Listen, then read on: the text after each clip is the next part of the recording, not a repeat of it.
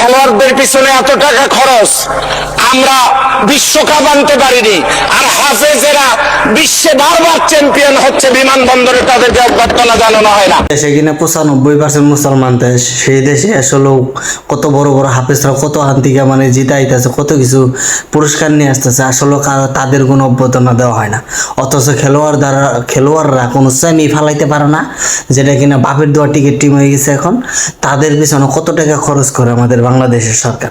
আসলে আমাদের বাংলাদেশ সরকার যদি এটা মাথায় রাখতো যে আমাদের হাফেজরা কি করতেছে, কোথায় যা জয়যুক্ত হয়ে আসতেছে, কোথায় কি করতেছে, তাদের কোথায় অভ্যর্থনা দিতে হইব, এটা যদি করতো সবচেয়ে আমাদের বাংলাদেশ ভালো মানে ভালো কিছু একটা হইতো। ভালো একটা 95% দেশে মুসলিমদের মানে সুন্দর একটা সম্মান দেওয়া হইতো। কিন্তু তা না করে আমরা খেলোয়াড়দের পিছনে যারা কোনো বাপের দেওয়া টিকিট বাপের দেওয়া কোনো সেমি ফালাইতে পারে না, তাদের পিছনে লাখ লাখ টাকা খরচ করি, কিন্তু দিন শেষে আমরা কিছুই না গোলালো।